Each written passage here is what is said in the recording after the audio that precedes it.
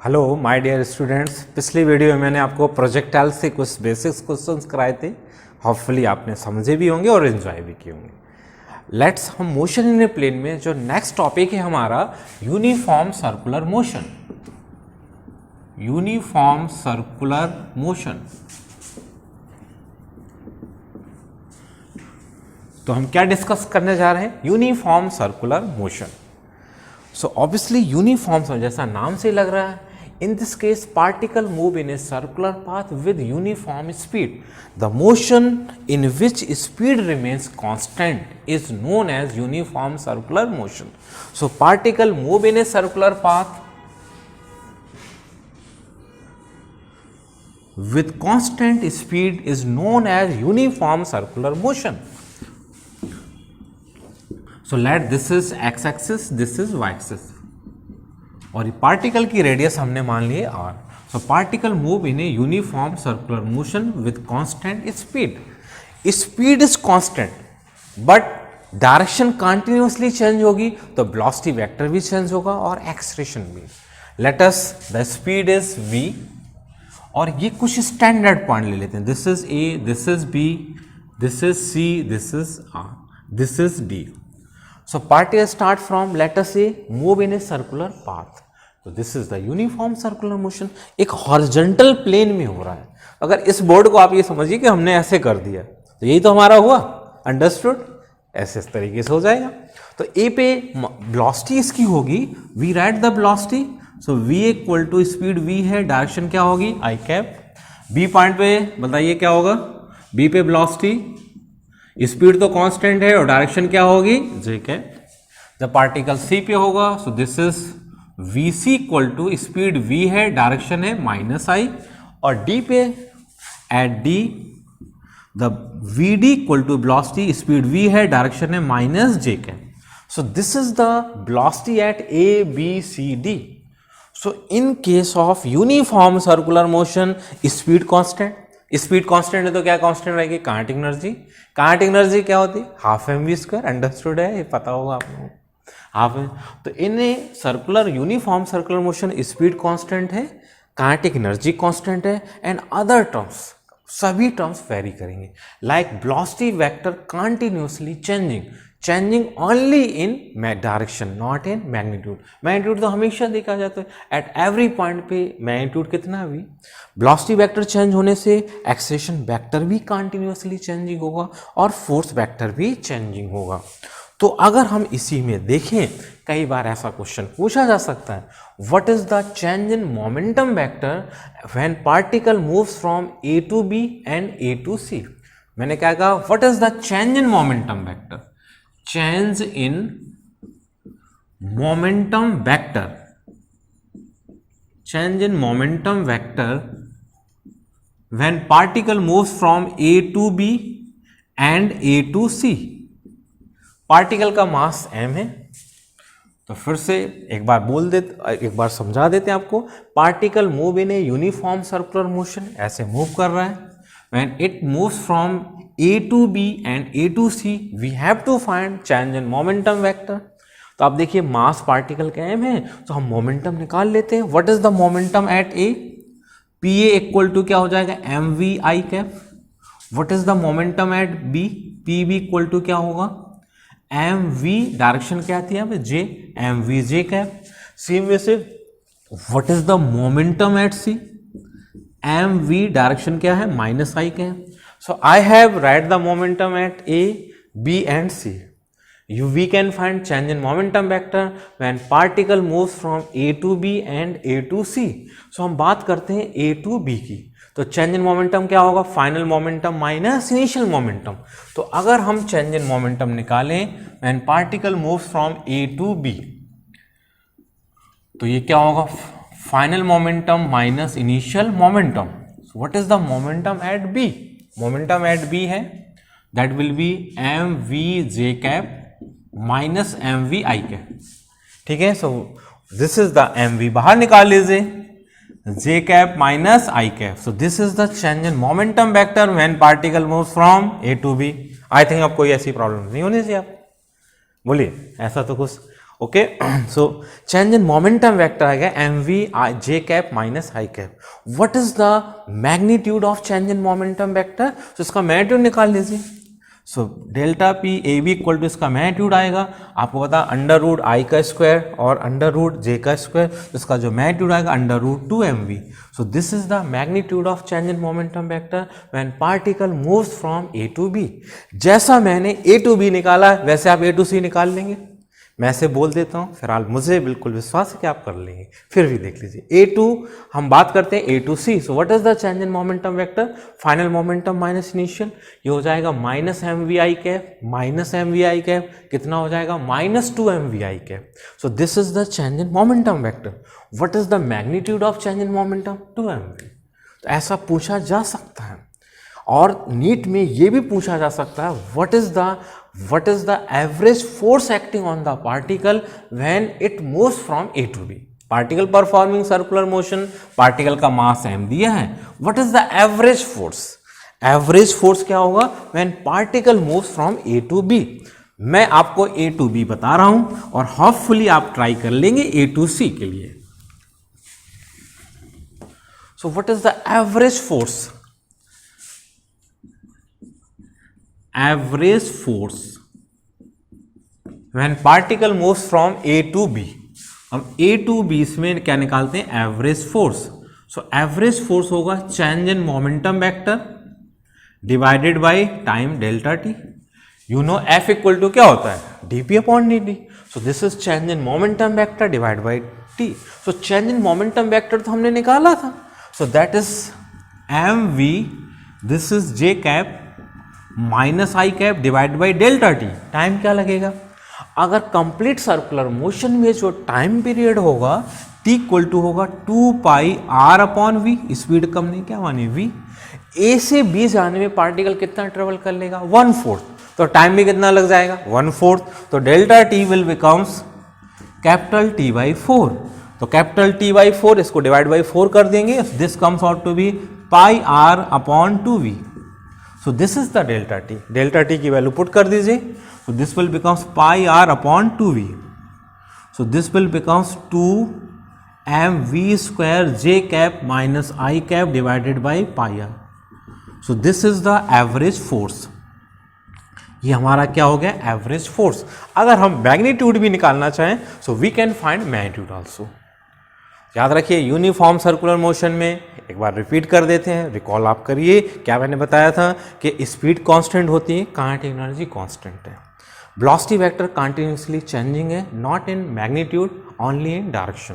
क्योंकि velocity vector changing है तो एक्सेलरेशन वेक्टर भी चेंजिंग है. एक्सेलरेशन वेक्टर चेंजिंग है, फोर्स भी वेक्टर चेंजिंग है और मोमेंटम भी चेंजिंग है. लेट अस अब एक और कंसेप्ट डिस्कस, पहले बेसिक कुछ एक्सप्रेशन बताते हैं और फिर इसके बाद हम एक दो एग्जाम्पल लेंगे.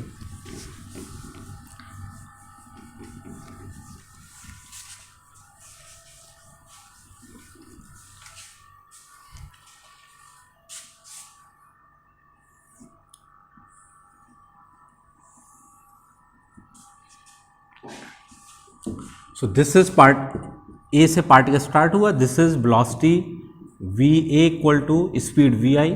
सेम वे से this is the point b, this is c, this is d. Particle is moving in a circular path, एक हॉरिजॉन्टल प्लेन पे. हॉरिजॉन्टल प्लेन का मतलब जैसे ऐसे इस तरीके से, जबकि वर्टिकल में तो इस तरीके से होगा. इस तरीके से आप देखेंगे ये वर्टिकल है, वो हम डिस्कस करेंगे वर्क एनर्जी एंड पावर में. So particle moving in a circular path with speed v, radius r है. ठीक है. सो हम एक जैसे कुछ बेसिक्स टर्म्स हैं जो आपको जानने ज़रूरी है. First, what is the omega? Omega क्या होगा? D theta upon D T. Rate of change of angular displacement is known as angular velocity. Second, the relation between अभी तो स्पीड अभी स्केलर फॉर्म में लिखते हैं, v इक्वल टू क्या होता है? Omega r. तो इन वेक्टर फॉर्म क्या होगा? अगर हम वेक्टर फॉर्म में बात करें तो वेक्टर फॉर्म में होगा v equal to omega cross r. This is the vector form. Same way से है angular acceleration. Angular acceleration angular acceleration है अल्फा, सो एंगुलर एक्सेलरेशन का नोटेशन अल्फा है। लीनियर एक्सेलरेशन से एंगुलर एक्सेलरेशन ऐसे related है अल्फा आर, और वैसे एंगुलर एक्सेलरेशन क्या होगा D omega upon D T. जैसे लीनियर एक्सेलरेशन होता है सेम वैसे एंगुलर एक्सेलरेशन। तो एंगुलर एक्सेलरेशन क्या होगा rate of change of angular velocity with respect to time. अगर टाइम के हिसाब से ओमेगा चेंज होगा तो एंगुलर एक्सेलरेशन आएगा। If omega is not changing angular acceleration क्या होगा zero. This is the relation between linear acceleration and angular acceleration. अगर हम इसको वेक्टर फॉर्म में लिखें तो वेक्टर फॉर्म में होगा A vector equal to alpha cross R. एक वर्ड है सेंट्रीपिटल एक्सेलरेशन, तो सेंट्रीपिटल एक्सेलरेशन क्या होगा centripetal acceleration. Centripetal acceleration, the acceleration which is directed toward the center is known as centripetal acceleration. ऐसा acceleration जो हमेशा कहाँ की ओर डायरेक्टेड है सेंटर की तरफ is known as centripetal acceleration. तो अगर हम मैग्नीट्यूड वाइज सेंट्रीपिटल एक्सेलरेशन की वैल्यू लिखें तो this is omega square R, दूसरी वैल्यू बनेगी omega square divided by V square by R. फिर से एक बार रिपीट कर देते हैं, सेंट्रीपिटल एक्सेलरेशन होगा omega square R, v equal to omega R से इसको लिख सकते हैं वी स्क्वायर बाई आर। अगर हम चाहें तो v, और अगर हम r को हटाना चाहें तो r की जगह क्या लिख सकते हैं v equal to omega R से, या सिंपल यहाँ से अगर हम चाहें तो r की जगह, क्योंकि v इक्वल टू क्या होता है ओमेगा आर, तो r की जगह क्या लिख सकते हैं v बाई ओमेगा, यहाँ का v इंटू ओमेगा। ये तीनों ही वैल्यू हैं, कोई भी वैल्यू यूज कर सकते हैं, यूज नीट में हो सकती है इवन जेई में भी। जैसे इसी पे एग्जाम्पल लें, ए particle performing uniform circular motion with speed v and angular speed omega है। अगर स्पीड डबल कर दें और ओमेगा हाफ कर दें then what will be the centripetal acceleration. क्या होगा स्पीड डबल करें ओमेगा को हाफ कर दें अगेन v इंटू ओमेगा आएगा, तो centripetal acceleration will remain same. तो ये सेंट्रीपिटल एक्सेलरेशन है that is omega square R, दूसरी वैल्यू है v square by R and third value v omega. Centripetal acceleration है, यहीं से सेंट्रीपिटल फोर्स भी निकाल सकते हैं। सिंपल किससे मल्टीप्लाई कर देंगे मास से। अब यहीं पे देखिए एक आपको सोचिए आप लोग क्या होना चाहिए कि अगर मैं इसमें यह कह देता what is the average value of centripetal acceleration vector in one complete revolution. तो एक कंप्लीट रिवोल्यूशन में what is the average value of centripetal acceleration. So in one complete revolution की बात है। सो इन वन कंप्लीट रिवोल्यूशन,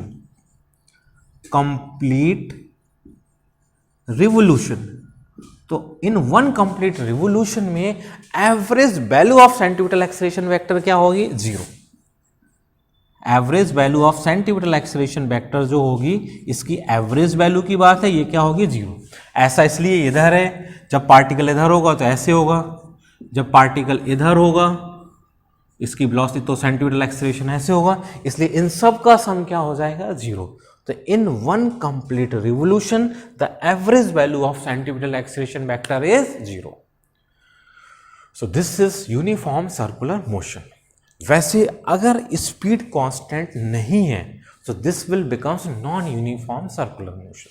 सो non uniform circular motion क्या होगा, that motion in which speed is not constant is known as uniform circular motion. Uniform circular motion एक horizontal plane में भी हो सकता है और वर्टिकल में भी हो सकता है। वर्टिकल वाला जैसा मैंने अभी बताया कुछ देर पहले कि इसको हम कहाँ डिस्कस करेंगे, in chapter work energy power. अभी अगर हम देखें तो नॉन यूनिफॉर्म सर्कुलर मोशन एक हॉरिजॉन्टल प्लेन में होगी। तो अगर नॉन यूनिफॉर्म सर्कुलर मोशन है जिसमें स्पीड कांस्टेंट नहीं होगी तो सिंपल ये नॉन यूनिफॉर्म लिख देते हैं यहाँ पे, in which speed is not constant.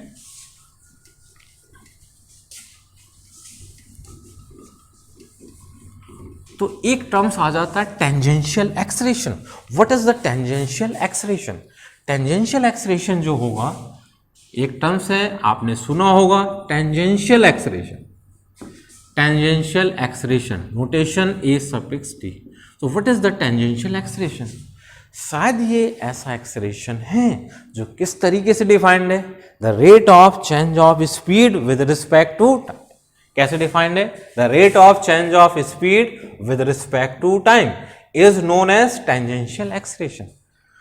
तो अगर टाइम के हिसाब से स्पीड चेंज होगी तो कौन सा एक्सप्रेशन आएगा, टेंजेंशियल। यूनिफॉर्म सर्कुलर मोशन में स्पीड तो कांस्टेंट है, तो यूनिफॉर्म सर्कुलर मोशन के केस में टेंजेंशियल एक्सेलरेशन क्या होगा, 0। जबकि नॉन यूनिफॉर्म में it will not 0, AT equal to dv/dt।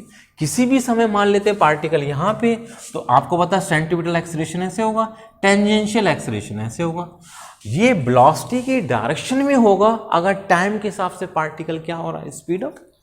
अगर टाइम के हिसाब से पार्टिकल स्लो डाउन हो रहा है तो वेलोसिटी से कैसा होगा, अपोजिट। फिर से सुनिए इसको, अगर टाइम के हिसाब से पार्टिकल स्पीड अप हो रहा है, इंक्रीजिंग स्पीड है, तो टेंजेंशियल एक्सेलरेशन वेलोसिटी एक दूसरे के पैरेलल होंगे।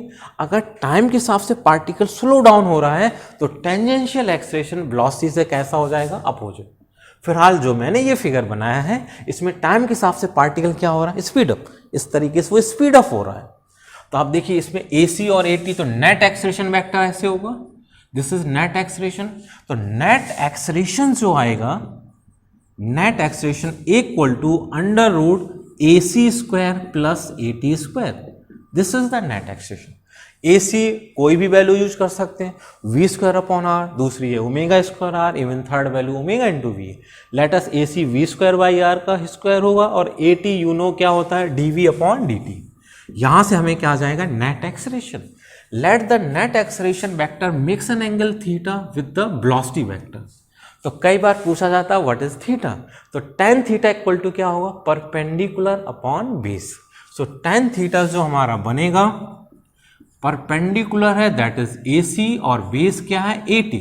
सो this is the angle between, अगर थीटा लिखना है तो tan इनवर्स क्या हो जाएगा, AC/AT।